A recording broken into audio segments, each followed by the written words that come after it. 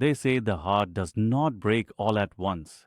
It shatters slowly, chip by chip, until one day the whole structure collapses into dust. For me, that collapse happened exactly 7 days ago. It happened in the entryway, right next to the oak coat rack I bought 30 years ago. "Get out now, grandfather!" Michael shouted. He didn't yell with anger. He yelled with the cold, clear entitlement of a landlord finally disposing of old trash. "This house is mine now. You have been here too long. I need the space. You need to be out by the first of next month." The words hit me not as a shock, but as a confirmation, a quiet, terrifying finalization of a truth I had desperately tried to ignore for years. I was disposable. I am Arthur. I am 78 years old. I financed this house for my grandson Michael 5 years ago. I did it because I believed in him. I did it because I believed in family. Michael had big plans. He was getting married. He needed a stable start. The bank refused him the full amount. I had the funds. I had the liquidity from the sale of my own manufacturing company years before. So I made him an offer. I would give him the down payment, and I would hold the mortgage myself. A private family loan. Better interest rate than any bank. Generous terms. Michael was ecstatic then. He hugged me. He called me his hero. He signed the papers without a single read-through. Why would he read them? It was family. The contract was simple and brutal. It contained only two non-negotiable clauses that I, as the lender, insisted upon. Clause 1. Timely payments. No grace period longer than 30 days. Clause 2.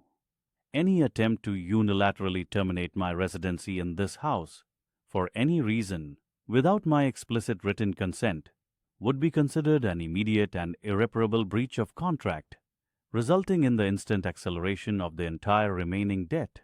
In layman's terms, if he tried to kick me out, the full loan was due immediately. Every last cent. I wrote that clause not because I thought Michael would turn on me. I wrote it because I understood how money changes people. I wrote it to protect my dignity. For the first few years it was fine. Michael and his wife Clara were civil. They were busy. I stayed in the guest suite in the basement, which was comfortable enough. I had always enjoyed the quiet independence of my own space. But as the years passed, the silence became heavier. The calls stopped coming. The Sunday lunches became tense. Scripted affairs where I was rarely addressed directly. "The space is so awkward with him here," I overheard Clara whisper to Michael one evening, standing near the kitchen island. Michael sighed dramatically. "I know, Clara, I know. But the payments are going well. We need to wait it out."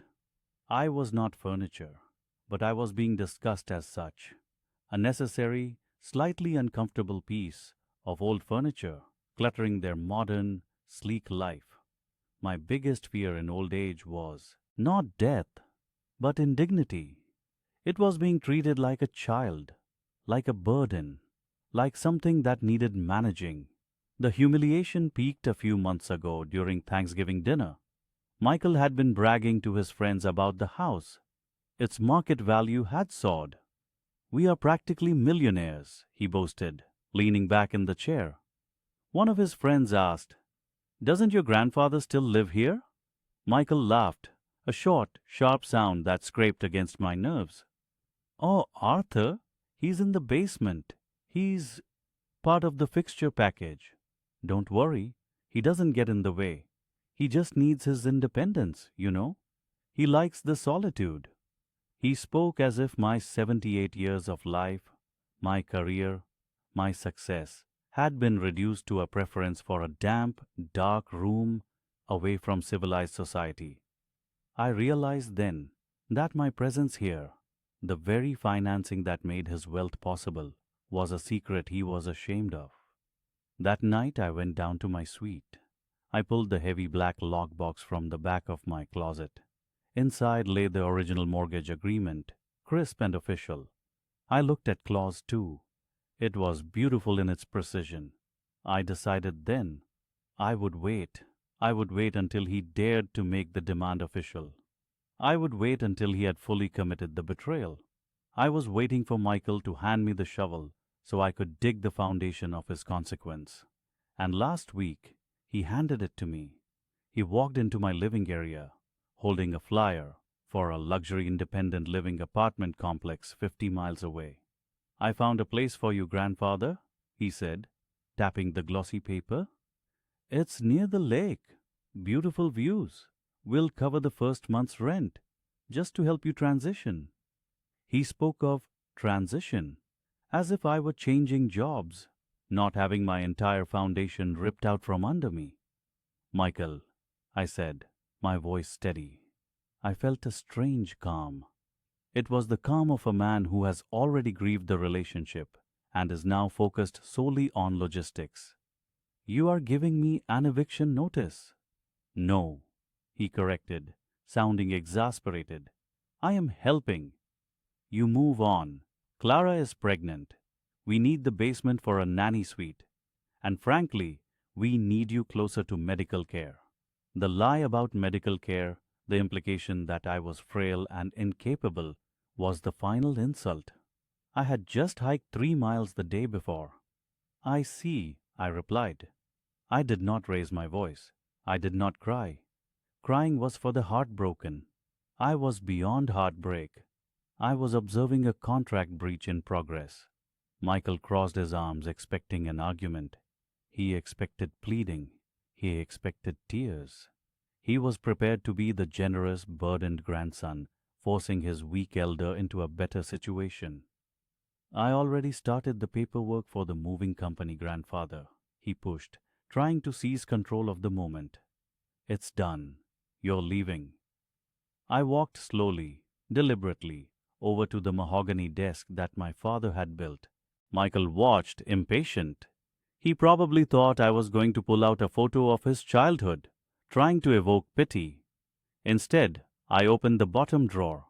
I reached for the black lockbox, the one containing the original, signed, notarized mortgage contract. The lockbox I had checked every week for the past year, just to make sure the key still turned. I brought the papers out. I placed them gently on the desk between us. Michael glanced at the sheaf of documents. He looked confused. "What is this, grandfather? Old tax papers?" he scoffed. I ignored him. I smoothed the thick paper of the mortgage note with my finger, lingering on the line where Michael's bold young signature dipped below mine. "Michael," I began, using the measured tone I used only for crucial board meetings. "When you signed these documents, you agreed to the full terms and conditions of the loan I provided you." He rolled his eyes. "Yes, the mortgage. I know. We pay you every month, Arthur. Never missed a payment. Why are we talking about this now?" "We are talking about this," I continued, leaning slightly closer, forcing him to meet my gaze. "Because of Clause 2. I lifted the document, turning it so the highlighted paragraph was clearly visible. It was short, only 4 lines, but its weight was astronomical. "Read it, Michael. Read Clause 2 aloud." He squinted, adjusting his posture. He read the first 3 lines silently, his face slowly losing all color. The entitled sneer he usually wore vanished, replaced by genuine dawning panic. He looked up at me, his eyes wide. "No," he whispered. "No, you wouldn't." The sound of his voice was no longer arrogant. It was the sound of a trapped, terrified boy. He finally understood that he had not been talking to Arthur the feeble grandfather, but to Arthur, the principal creditor. "The instant acceleration clause," I confirmed, my voice a quiet, deadly monotone. "Your attempted eviction, Michael, is a non-curable breach of contract." But the payments are current," he stammered, scrambling for some argument. "Irrelevant," I stated, tapping the page. "The breach is the notice itself. The contract is clear. You just tried to discard the man who holds your debt." I let that sink in. The silence stretched between us, thick with the ruin of 5 years of careful planning and careless arrogance.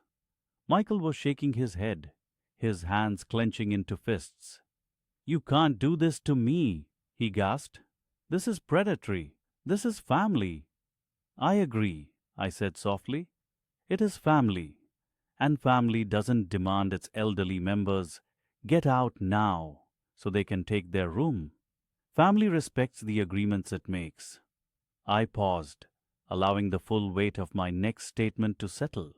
I had already calculated the remaining balance down to the last penny.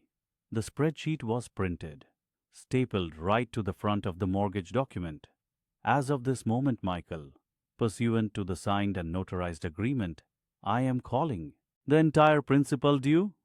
I picked up the stapled sheet. I held it out to him. "You had until the 1st of next month to vacate my residence. Now, you have exactly 48 hours to provide me with a certified cashier's check for the outstanding balance of this mortgage." "You want me to pay the entire loan? Right now?" "Instantly," I corrected, "or I will be forced to instruct my lawyers to begin foreclosure proceedings on the property you demanded I leave." The irony was magnificent. He had demanded my absence to secure his house. By demanding my absence, he had instantly forfeited the house itself. He took the papers from my hand. His fingers were slick with nervous sweat. He stared at the number on the page. The massive, inescapable number. He looked up at me, his eyes desperate. "Arthur, please. This is hundreds of thousands. I don't have this kind of cash liquidity. No one does." "Then I suggest you find it," I replied, standing tall.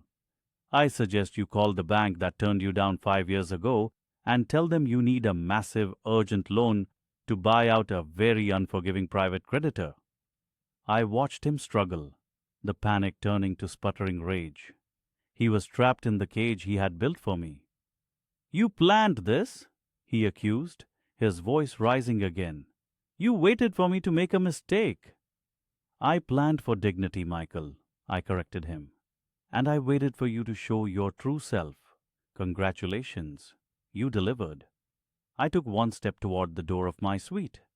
I had said enough for part one of this very expensive conversation. "Call your attorney," I told him, already turning away. "You have until Wednesday at 5 in ground p.m. After that, this house officially becomes collateral." I did not wait for his answer. I heard him drop the papers behind me. I heard the beginning of a frustrated scream, quickly stifled by the realization that screaming would not make the debt disappear. I closed the door of the guest suite slowly, quietly. I locked it from the inside. I stood there in the quiet darkness, leaning against the sturdy wood, listening to the frantic, muffled sounds of my grandson pacing above me. Justice, I thought, does not always roar. Sometimes it signs a contract and waits patiently for the moment the other party decides to stab themselves with the pen. I walked to my desk, picked up the phone, and dialed a number I had saved for exactly this day. It was the firm specializing in high-value real estate litigation. The receptionist answered cheerily. "Good morning," I whispered into the phone, settling into my chair. "I need to speak to Mr. Harrington immediately. Tell him Arthur Caldwell is calling. I believe we have an eviction notice to enforce. Not mine, his." I needed to decide exactly how far I was willing to take this. I needed to decide if I wanted the money back or the house back, and whether I still wanted to be family or simply a creditor demanding payment. The next 48 hours would decide everything. The echo of his voice was a physical weight. "Get out now." I stood still in the open-plan kitchen, where I had spent countless evenings polishing the maple countertop he insisted on buying. The air felt thin. I looked at Marcus. He was 28, tall, sharply dressed, already carrying the weight of entitlement that I had somehow failed to teach him to shed. He was shaking his head, irritated by my silence. "Did you hear me, Grandpa? I need the space. You can't stay here anymore. It's time." "Time for what? Time for me to disappear?" My own son, his father, passed away 5 years ago. This house was meant to be my quiet anchor. The promise Marcus made when I signed over the money was clear. A family home, a place for me to belong. What exactly is time for, Marcus? My voice was low, rusty from disuse. He sighed, loud and dramatic, as if I were a tedious math problem. Don't be deliberately dense. Dad and I discussed this. You can't live alone. The upkeep is too much. You need to downsize. Sell the car. Move somewhere sensible. Sensible. A polite word for out of the way. I am perfectly capable of living alone, I countered. And I don't need to sell the car. I drive it to the market every Tuesday. He scoffed. Look, I found a lovely place near the assisted living facility in Redwood. It's cozy, studio apartment. It's perfect for someone your age. The word studio apartment punched the air out of my lungs. My age. He was not talking about a transition. He was talking about discarding me.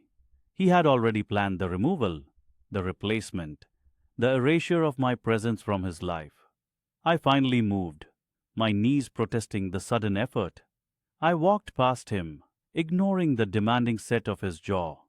I went straight to my small bedroom at the back of the house, the room I had chosen so he and his wife could have the master suite. I sat on the edge of the twin bed. I closed my eyes, trying to recall the moment 2 years ago when I made the fatal mistake of being too generous. Marcus had just gotten married. He found this beautiful, solid, mid-century house. The bank was hesitant. He didn't have the history. He didn't have the down payment. He called me in tears. Grandpa, it's the perfect place. It's big enough for you too. We can share the garden. It's a family compound. He promised me respect. He promised me permanence. I had spent 40 years working double shifts in the plastics factory. Every penny I saved was designated for my retirement dignity. When Marcus needed help, I didn't just give him the down payment. I gave him the entire amount needed, structured as a private, interest-only mortgage. It wasn't charity. It was supposed to be a life lesson and a financial arrangement that kept my capital safe. I was the bank. Marcus was the borrower. He signed the papers at the kitchen table we were standing by earlier. He was so eager. He barely read the fine print. The arrangement was simple. He paid me interest quarterly, covering my basic living expenses. The full principal was due only upon the sale of the house, or if the terms of the agreement were broken. I remember thinking I was setting him up for life. I remember being proud. Now, that same house, bought entirely with my lifelong labor, was being used as the instrument of my exile. The immediate shock faded, replaced by a cold, searing anger. Not the shouty kind, the quiet, deep decision-making kind. I got up and walked into the small closet. I moved the winter coats aside. Behind the false back panel, there was the old, heavy steel safe box. The key was on the chain I wear around my neck, hidden beneath my shirt. It was cold against my skin. I fumbled with the lock. The metal groaned, and the box opened. Inside, nestled among old photographs and my wife's last letter, were the documents. I pulled them out. Thick bond paper, sealed and signed by the notary. The note of obligation and private mortgage agreement. I read the terms again, slowly, deliberately. My eyes scanned the clauses I had insisted on, the clauses that protected my investment. Clause 7.2. Acceleration upon breach. This clause stated that if any condition of the agreement was violated, or if the borrower caused undue distress to the holder of the note, me, the entirety of the principal, plus outstanding interest, could be called due, payable immediately. Marcus had stopped making the interest payments 3 months ago. I had been too heartbroken to push him on it, assuming he was just disorganized. That was the initial breach. His eviction demand. That was the ultimate violation of trust, dignity, and implied terms of residence. He wasn't just kicking me out of a room, he was attempting fraud. He was trying to take the title clear and dry, assuming I would simply disappear into a retirement home, too old and scared to fight back. I gripped the paper until my knuckles were white. Marcus didn't see me as a person. He saw me as a lien, a complication he needed to clear.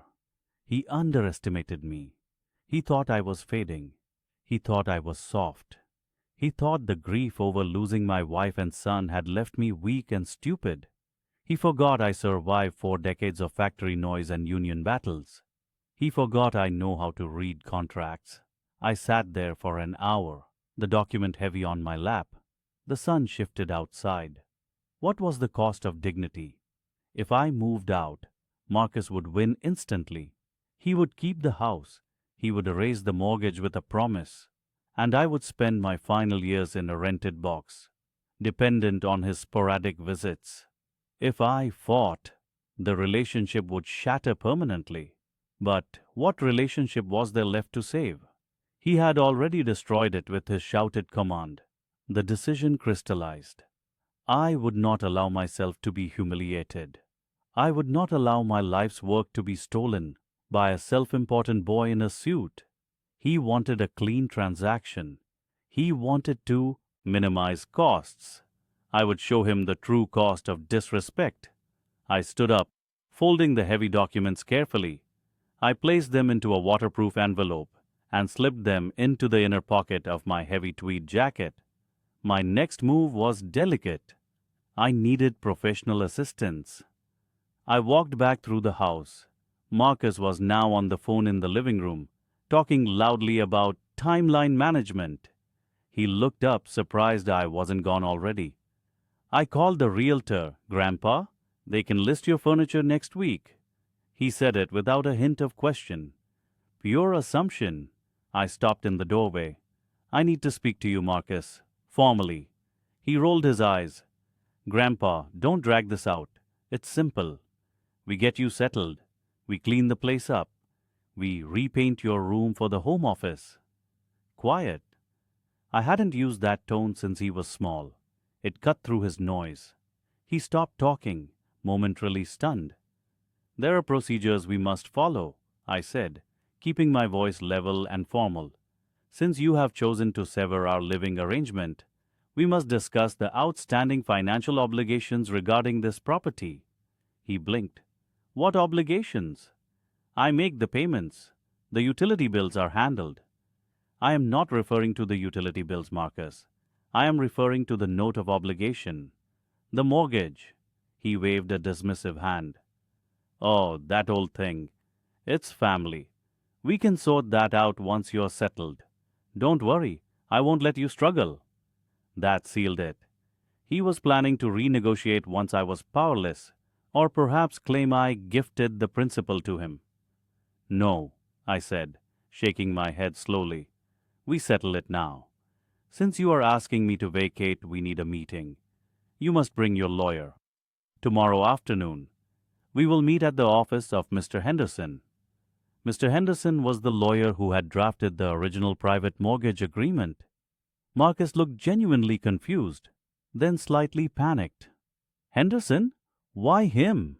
Grandpa, you are acting crazy. This is a family matter.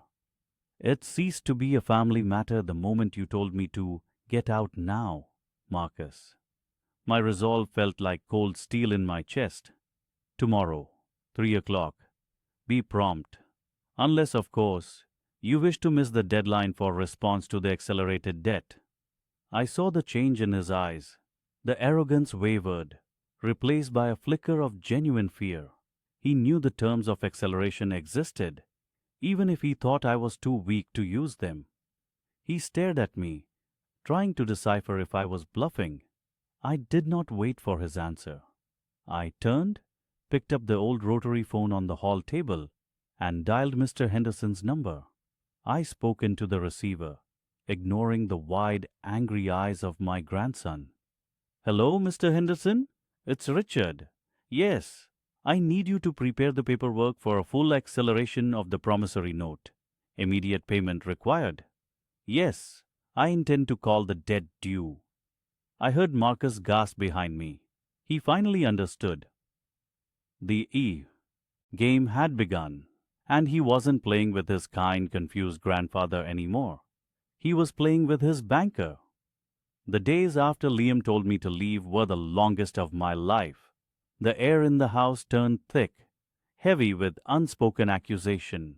I walked around my own living room like a ghost. Liam wasn't subtle. He had gone from asking me to move out to planning my forced exit. He would bring over Sarah, his fiancée, and they would stand in the entryway pointing. "We need to knock down this wall, Sarah," he'd say loudly, right next to the chair I was reading in. "This space is too old-fashioned. We need light. Grandpa's stuff has to go." They spoke about me in the third person, as if I were a piece of faded wallpaper they were already scheduled to peel away. It wasn't just the words, it was the certainty in his voice. He had won. He believed it utterly. He believed I had nowhere else to go and no means to fight back. He'd leave architectural magazines open on the kitchen counter, glossy photos of modern minimalist spaces. Not my home? Not the place where his own mother had grown up. The worst was the measuring tape. He started carrying a small silver tape measure. He'd stretch it across the dining room floor, charting where their new life would begin. I watched him. I watched the casual disrespect, the entitlement he wore like a new coat. He didn't even try to hide the joy of acquisition. That house wasn't just drywall and beams to me. It held Martha's smell. It held the echo of my son's voice when he was 5, asking for another bedtime story. It held 50 years of life, reduced now to Grandpa's stuff that needed to go. I retreated entirely to the small den downstairs, the room I had converted into a temporary bedroom when Liam took over the main suite. I pulled the heavy curtains closed. My only company was the filing box, the box that held the contract, the agreement we signed 3 years ago. I needed to be absolutely sure. I spread the documents out on the floor, the initial promissory note, the security instrument attached to the deed, the notarized agreement for the private mortgage. I had financed 90% of the purchase price for Liam's house. He was paying me, not the bank. That was the core detail. I had wanted to help him avoid high interest rates. I had wanted him to succeed, to have a solid start. I remember the pride I felt handing him the keys. Now, I scrutinized the fine print I had initially added purely for protection. Clause 7.2. Default events. This section listed all the reasons the loan could be called immediately due. The usual defaults were there. Failure to pay the monthly installment for 3 consecutive months, bankruptcy, misuse of the property, etc. But there was the clause I focused on, the quiet, crucial addition requested by my lawyer, Mr. Henderson, just in case things went sideways with family. Clause 7.2d. Should the borrower issue or cause to be issued a formal notice requiring the seller, lender, to vacate the premises or otherwise initiate legal proceedings to remove the seller, lender, from the property before the maturity date, the full outstanding balance of this note shall become instantly due and payable without delay upon service of such notice. It was clear. It was precise. Liam hadn't technically served a formal notice yet, only his aggressive, shouted demand that I get out now. But I knew he was meeting with a lawyer soon. I knew the formal letter was coming. My hands trembled, not from fear, but from the weight of what I was holding. This paper, this brittle agreement, was not merely a financial document. It was a lifeline. It was a weapon. I spent 3 full days recalculating the remaining balance. I didn't trust my memory. I needed the exact figure. The penny must be accounted for. I sat there, hunched over a calculator and old amortization tables, ignoring the sound of Liam and Sarah upstairs discussing paint colors. I was working on a calculation that would redefine his entire future. The number was substantial. It was more money than Liam, a young professional still climbing the ladder, could possibly access in cash in 24 hours. If he was served with a demand to pay it all immediately, he would have no choice but to liquidate the house. The decision was painful, agonizing even. I loved him. He was my blood. But the choice was no longer between helping my grandson and taking the money. The choice was between my dignity and my destruction. He had chosen destruction for me. I had to choose survival for myself. The final straw broke that Thursday afternoon. I heard Liam cursing from the hallway. He came storming into the den, holding a handful of old frame photographs. "What is this trash, Grandpa? Seriously? Why do you keep these ugly things?" They were pictures of Martha and me on our 25th anniversary cruise. Faded, yes, but precious. "Liam, those are mine. Please put them down gently." "Gently? We're clearing out the junk. Sarah says they look morbid," he said, and tossed the small heavy frames onto the floor by the waste bin. The glass shattered. He didn't notice the look on my face. He didn't see the silent breaking inside me. He just saw a mess he wanted gone. "The waste collectors come tomorrow," he announced, wiping his hands on his jeans. "Get anything you want to keep out of here before then. This whole space is being gutted for my office." He walked away, satisfied with his dominance. I didn't move immediately. I looked at the broken glass, reflecting the cold ceiling light. I looked at Martha's smiling face, fractured into fragments. In that instant, any residual hesitation, any sliver of grandparental mercy I harbored, evaporated. He didn't just want the house. He wanted to erase the past. He wanted to erase me. I stood up, shaking off the sorrow. The time for mourning was over. The time for action had arrived. I called Mr. Henderson, my lawyer.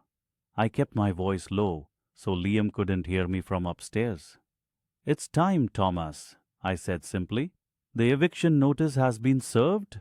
Mr. Henderson asked, his tone crisp and professional. "Not yet, but I know it is imminent." He just shattered my wife's photos and demanded I clear out my entire room by morning. "The spirit of the eviction clause is fully triggered, Thomas. I need the papers prepared now." Mr. Henderson didn't argue. He knew the terms, and he knew Liam's character. "I will prepare the demand for immediate repayment. Standard 24-hour window, as per the agreement. Where shall I serve it?" "I will serve it myself," I said, my voice hardening. "I want to look him in the eye when he reads it." The logistics took a few hours of back and forth. Mr. Henderson prepared the legal documents, outlining the exact outstanding balance, the immediate due date, and the severe financial consequences of non-payment. I took a taxi downtown that evening. I picked up the stack of heavy paper from the lawyer's office. It felt cold and significant in my briefcase. The weight of justice. When I got back, the house was silent. Liam and Sarah were asleep in the master bedroom, dreaming of renovations. I went back to the den. I didn't unpack my clothes or my toiletries. I didn't salvage the pictures yet. I just sat at the small desk, placing the freshly signed demand notice next to the original mortgage agreement. I knew that soon Liam would deliver his formal, cruel demand for me to vacate. I knew he was planning to walk into that room with a triumphant smirk, handing me the cold, legal proof of my failure. But I would be waiting. I had the eviction notice coming, and I had the contract stating that the eviction notice cost him the entire house. I closed my eyes, running the sequence through my mind one last time. Wait for his move. Let him feel the victory, then reveal the counter move. Tomorrow he would bring his papers of termination. Tomorrow I would present mine. And tomorrow my grandson would learn that trying to take everything from the man who gave it to you comes with a severe and immediate cost. I set my alarm for early morning. The confrontation was coming, and I needed to be ready for the most difficult conversation of my life. I met Mr. Peterson the very next morning. The law office felt cool and quiet. The contrast between the clinical silence here and the raging emotional storm inside me was extreme. We spread the original documents across the dark mahogany desk. They were yellowed at the edges now, but the signatures were crisp. Mark and Sarah had signed these 8 years ago. They thought it was merely family paperwork, a low-interest loan, a generous gesture from a grandfather. They had barely glanced at the fine print. I had read every single clause. Mr. Peterson adjusted his glasses, tracing the lines with a sharp fingernail. He was all business, all facts. The language, here, alias, is exceptionally strong. I nodded, watching his face. He began reading the critical section aloud, the voice of the law booming softly in the quiet room. Any notice of eviction or attempt to sell the property without the lender's written consent, including all actions that violate the terms of the original residency agreement, renders the full principal and interest immediately due and payable. My heart hammered against my ribs. This was not a mistake I had made. This was a fail-safe I had installed years before, when the idea of family loans felt like an act of love, not a potential battlefield. The clarity of the contract was a strange comfort. It wasn't revenge I sought. It was dignity. It was justice for a kindness that had been weaponized against me. Mr. Peterson confirmed the total remaining principal. He calculated the outstanding interest. The amount due is $385,000, Elias, instantaneously. I swallowed hard. Mark and Sarah would never have that kind of liquidity, not without selling the house, which would violate the very clause they were now breaking. The plan was solid, legally devastating. For the next 3 days, I lived in the house as a ghost. Mark walked around like a king, surveying his newly conquered domain. He was buoyant, carelessly cheerful. He believed he had won. He started packing up my small workshop in the basement. He didn't ask permission. He just shoved 40 years of tools, parts, and memories into dusty moving boxes. Each clang of metal hitting cardboard was a deliberate, petty insult. He was trying to push me out physically before the eviction date even arrived. He wanted me to give up, to leave early, to make his life easy. He stopped bringing down the groceries for me. He expected me to climb the steep stairs to fetch my own food from the main kitchen, a punishment for existing in his space. I watched him. I did not speak. I simply logged the details. The smirk he wore, the dismissive wave of his hand when I walked past, the cold calculation in his eyes. He thought my silence was defeat. He thought I was quietly packing my bags for the bus to the retirement facility. I was packing a bag, certainly, but it contained legal documents and the heavy weight of inevitable confrontation. I called my friends, one by one. I told them I was closing up the social club for a time. I made arrangements for my mail to be held. I cleaned the refrigerator in my small apartment downstairs. I needed to be ready for the immediate aftermath. Thursday arrived. Mark had specified this date for the final paperwork discussion. I sent him a simple formal text message. Be home at 7 p.m. Bring Sarah. We need to discuss the future of the house. I used the word we. He probably didn't even notice. He replied instantly, "See you then." Good. The sooner this is over, the better. He didn't know how right he was. I put on the dark suit I wore to my wife's funeral. It was a suite reserved for the most serious of endings. I felt surprisingly calm, a quiet core of steel replacing the knot of fear I had carried for weeks. At exactly 7 p.m., they arrived in the living room. Punctual. Sarah looked nervous, picking at the sleeve of her sweater, her eyes darting between me and Mark. She sensed the weight of the air, the unsaid expectations. Mark, however, was buoyant. He was practically vibrating with excitement. He saw the end of his little drama. He saw the deed in his name. He didn't hesitate. He sat in my armchair, the one I bought decades ago without asking permission. He leaned back, crossing one expensive shoe over the other. "All right, Grandpa," he began, trying to project the authority of a wealthy homeowner. "Let's make this painless. We've found a small, lovely apartment near the bus line. I have the lease termination agreement here." He patted his briefcase. "You can sign the papers relinquishing your tenancy here, and we can discuss moving costs. We're feeling generous." He finished with a little self-satisfied smile. I held up a hand. It was a quiet gesture, but it stopped his monologue cold. He frowned, annoyed at the interruption. I didn't move from my chair. I didn't raise my voice. Slowly, deliberately, I slid a heavy manila envelope across the polished surface of the coffee table. It contained a perfect stack of photocopies of the documents Mr. Peterson had confirmed. Mark squinted at the envelope, utterly confused. "What is this, Grandpa? More of your rambling notes? I don't need to read anything else."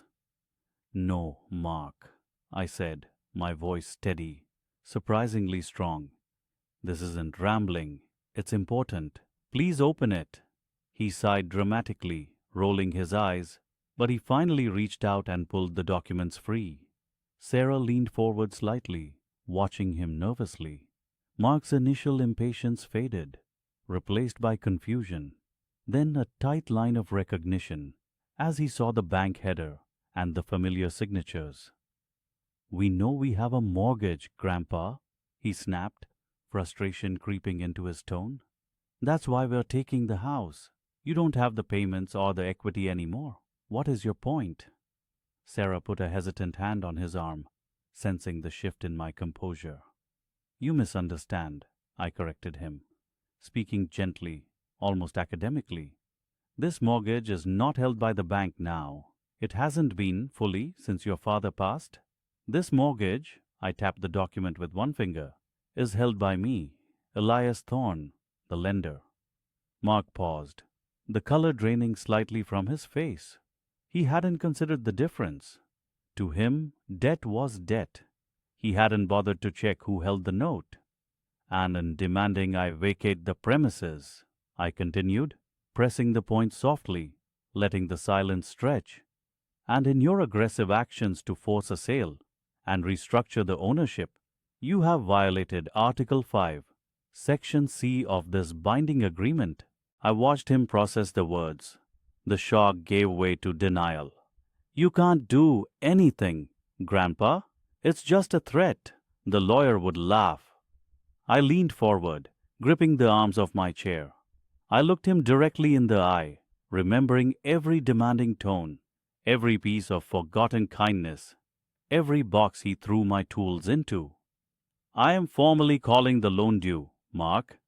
Effective immediately. You have until Saturday morning to pay the full outstanding balance of $385,000. I let the total number hang in the air, heavy and impossible. "Or," I finished, the quietest menace in my voice, "I begin the foreclosure process at 9 GAM. Marcus's laughter was the sound of broken glass. He couldn't process it. His brain stalled. He insisted the document was fake. He said it was just a draft. He reached across the table to grab it, but I pulled the papers back slowly. "It is real, Marcus," I said. My voice was low. I did not need to shout anymore. "It is signed by you, by me, and notarized by the firm Downtown and Sons." The realization dawned on him. The color drained from his face, leaving a sickly gray pallor. He remembered signing it.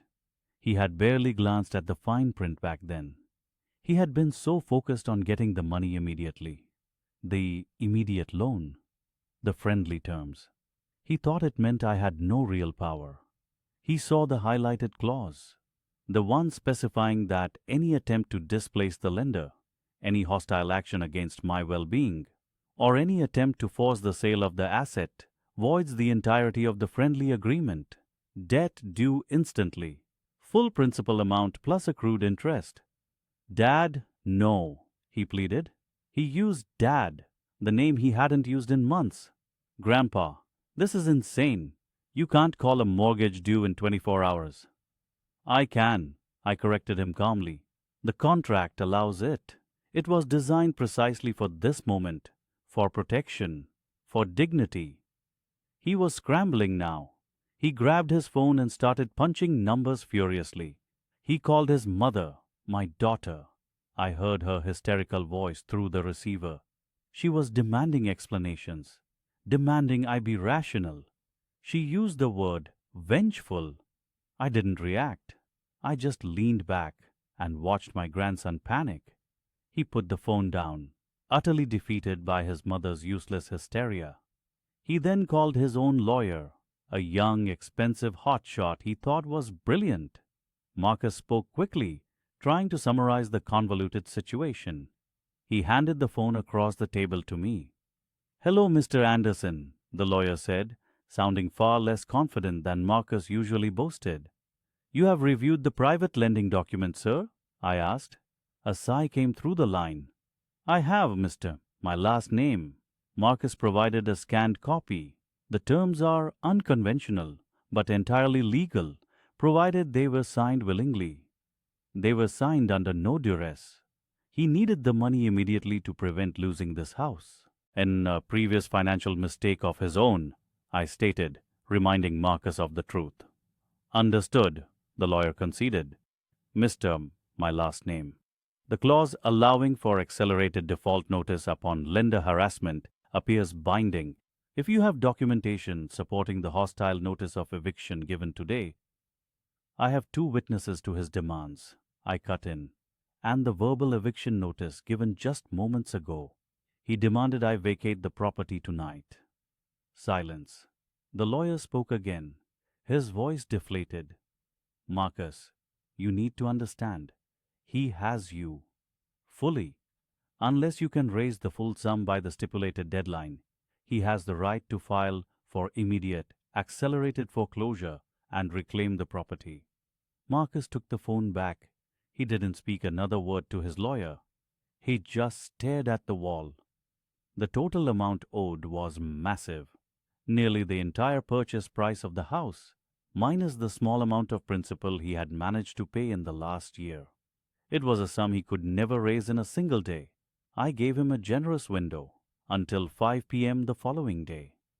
"5 p.m., Marcus," I stated, folding the papers neatly. "You pay the debt in full, or you forfeit your equity." He tried to argue leverage. He tried to claim I was putting him on the street.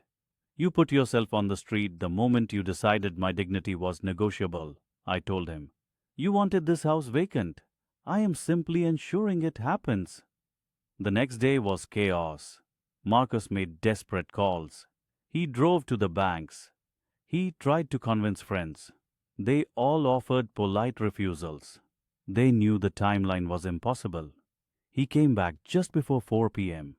He was sweating. He hadn't slept.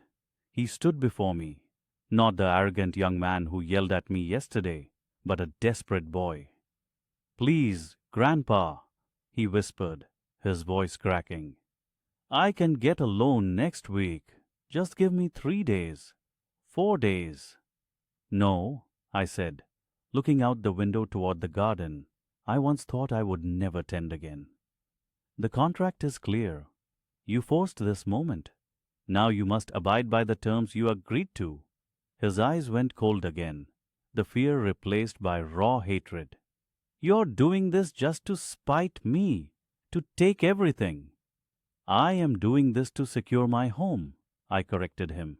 "You signed a document that stipulated this house would remain my safe harbor. You violated that trust.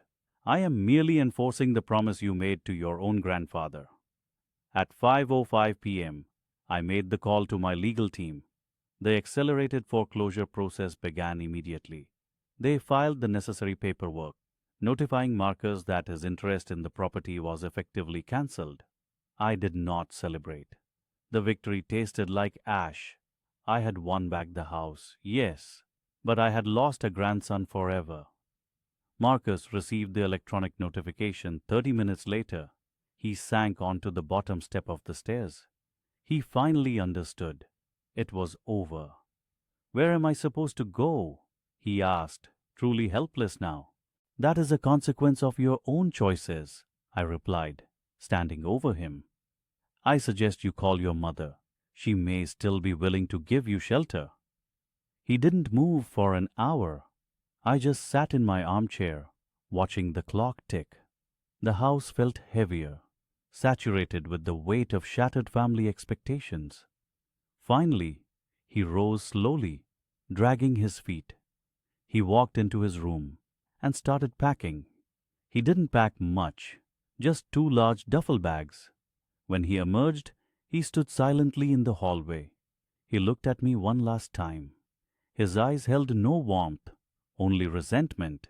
Congratulations, Grandpa. You got your revenge. Are you happy now?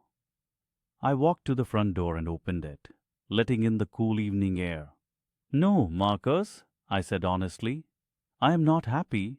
I merely stopped losing. There is a difference. He stepped across the threshold, onto the path. He didn't look back. I closed the heavy oak door and slid the deadbolt shut. The click echoed in the sudden silence of the house. The silence was profound, liberating, yet terrifying. The entire house was mine again. The furniture, the history, the quiet spaces, all secure. I stood there, leaning against the door, waiting for the trembling in my hands to subside. Justice had been swift, but the familial wreckage was extensive. I knew the battle was not truly over. Marcus's mother, my daughter, was undoubtedly preparing her assault. She would call it betrayal. She would use words like heartless and cruel. She would try to involve other family members, painting me as the villain who evicted her poor, innocent son. I went into the kitchen to make a cup of tea, the old habit kicking in. As the kettle began to whistle, the phone started ringing. It was a rapid, insistent ring. My caller ID confirmed it. It was her, my daughter. The sound felt like a warning siren. I let it ring once, twice. Then the ringing stopped. A moment later, the doorbell chimed. Not the rapid, demanding ring of Marcus's mother when she was angry, but a softer, more deliberate chime. I hesitated. I walked slowly to the door, peered through the peephole. It wasn't my daughter. It was a large, serious-looking man in a clean suit, holding a briefcase and a formal letter. He looked like an attorney. I opened the door just a crack. "Mr. My last name?" the man asked. "Yes," I replied, my heart sinking yet again. I thought Marcus had found a way to fight back instantly. "I am here representing the estate of your late wife," he stated gravely. "I believe you have been seeking information regarding a change she made to her life insurance policy shortly before her passing, a change that was finalized 3 weeks ago." I felt the blood drain from my head. I hadn't known she managed to finalize anything. He held out a thick envelope. "This pertains to the house, sir, and to the original intent of the money used to secure Marcus's mortgage." I took the envelope, my hand shaking too hard to open it. Immediately, my late wife, always prepared, always silent until the right moment. I thanked the lawyer and closed the door. I walked back to the kitchen table, the envelope heavy in my palm. What was in this letter? What final move had my wife made, knowing the chaos that would follow her passing? Did she try to help Marcus, or was this her final, silent alignment with me? I needed to know, but I hesitated. I was already exhausted by the demands of the day. The phone rang again. This time it was my daughter calling back. I looked at the unopened letter, then at the demanding phone. I knew I had to face my daughter first. The quiet contents of this letter could wait until morning. Tonight I was going to face the judgment of my own flesh and blood, and I knew exactly what I was going to say. I would tell her the truth about the mortgage, and I would tell her that she was next on my list of people who needed a cold, hard dose of reality. I took a deep breath, picked up the phone and answered the call.